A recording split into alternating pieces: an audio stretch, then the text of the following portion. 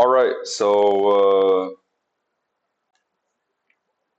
in the earlier video, I created a form of relationship between the energy we emit as we move towards a vision of ours, or an idea of ours, or a goal of ours, or a concept of ours, and we movement in terms of approaching it, not thinking about it as an actually like trying to make sense out of it in this like shared conscious world. And I compared it to the bees and the flowers.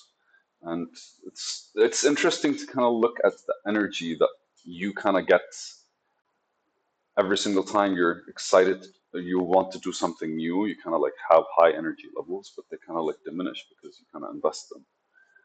And so it's always like piggybacking on like different forms of an approach or different areas of approach that get you excited again, and then that consumes it, and then eventually you kind of like formulate a bigger kind of like setup in order for you to take a bigger leap into different things that exist. I explained it in a video about a couple of hundred videos ago, where you always kind of like have to, when you take a step, it's overwhelming to a certain point normally. But then the best you could do is kind of like start looking around you and start kind of noticing what your surroundings are and exploring them until that you make it home. And this was more about how you kind of like could utilize your energy.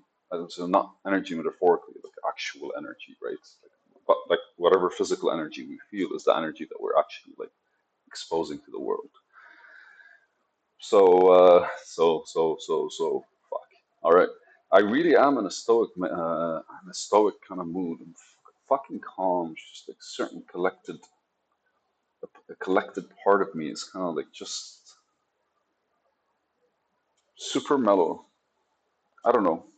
It's probably because I've just kind of like chilled for today, maybe. But today's video is the parts of the tree all make the tree, but each has different functions differently. The parts of the tree all make the tree, but each functions differently. Now tell me nobody knew that, right? The branch does something different than the trunk, the roots do something different than the leaves, the flowers do something different than the fucking like. Is that it? Is that what the tree's about?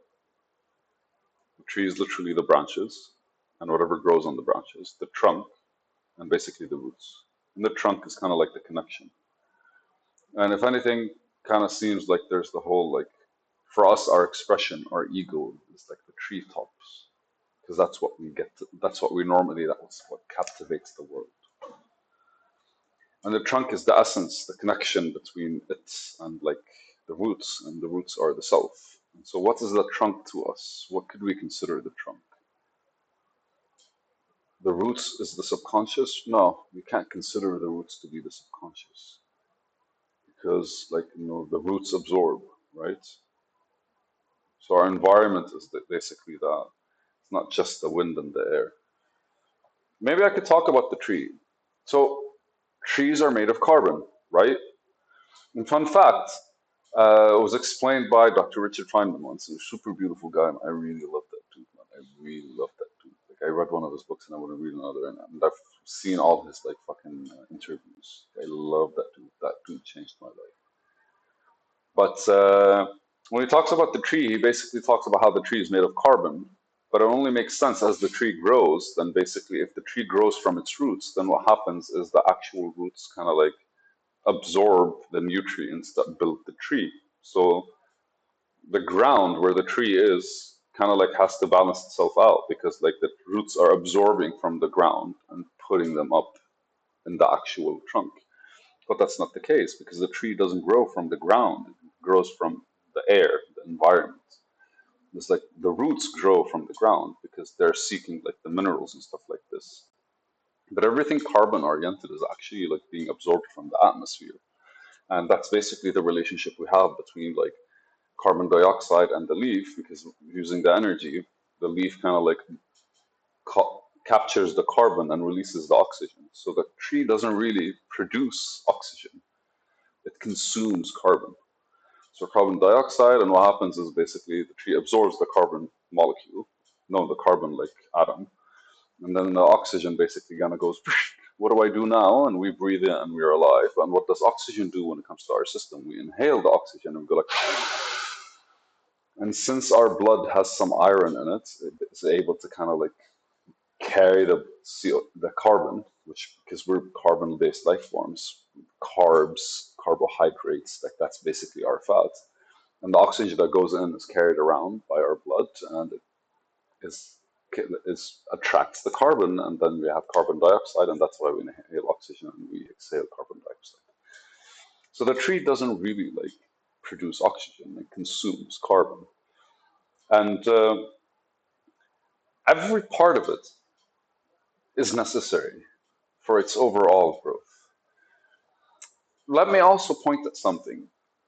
I was reading it in a book, and he was describing that the whole cow basically produces milk, but you can only extract the milk from its udders.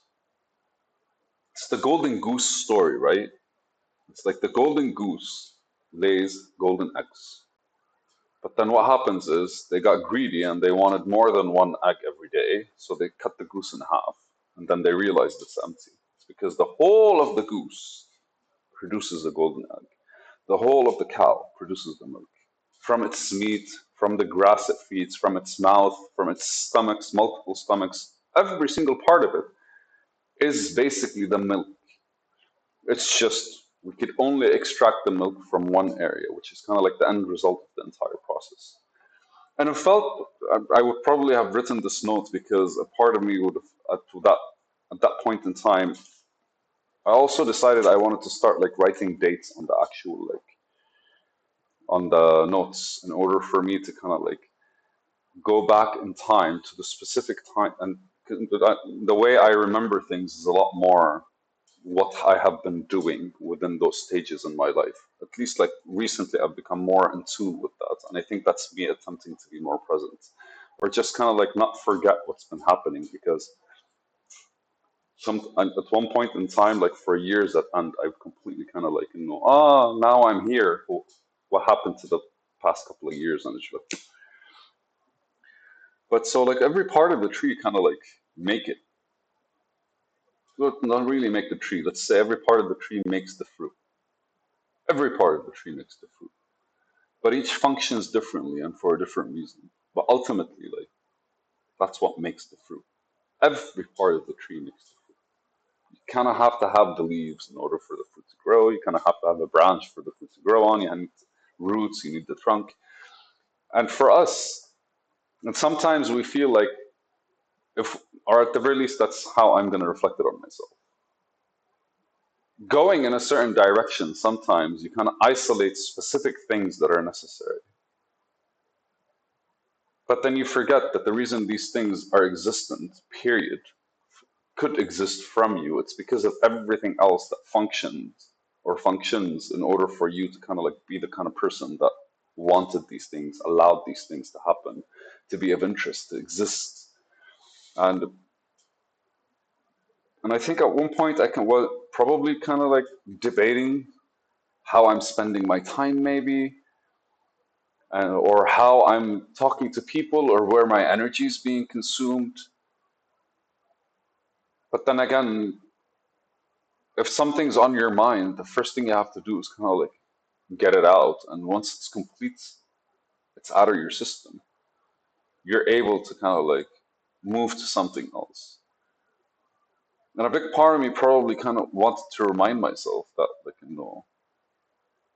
if this is what you see yourself thinking about right now, then go proceed to kind of do the things pertaining to it, even though it doesn't feel like it's going in the direction that you wanted. Maybe that's going to be a solid reason why you're able to see clearly in the future. Maybe that's going to be a solid reason why you're able to kind of like level up or lift yourself up a bit in order for you to be able to kind of like see further. And it's funny because right now I really need this kind of like not train of thought, but realization. And if anything, it could be like the best advice I ever would give myself. But that's something that I believe. That's something that I always know, kind of like, like it's not one thing that makes the whole tree. It's everything. It's bits and pieces. It's the environment. It's. But we're not a tree. We're able to kind of go anywhere we want and create the environment that's necessary. But with every environment comes like different trains of thoughts and triggers. So we're always going to like find ourselves, especially when we're not creating the environment ourselves, but when we're exploring different environments. And there's a lot of excitement comes from it. And that's because like everything around you is always kind of like pointing in different directions. But then you have to process them. And the way you process them is you kind of like spend the time on them, even though they don't seem to be like what's pushing for you to go in a straight line towards where you want. But it's probably necessary for you to be able to endure the journey, maybe, or to just like fuel you for the journey and stuff like this. It's super fun, man. I don't know. This is kind of like this is me giving myself like a pep talk right now. So thank you guys for watching, and all parts of the tree make the tree, but each function differently. And every part of the cow makes the milk, but can only extract the milk at the end. And remember that a golden goose needs a full day before it lays an egg. And if you open the goose, you don't get infinity of eggs. You just get meat for a day.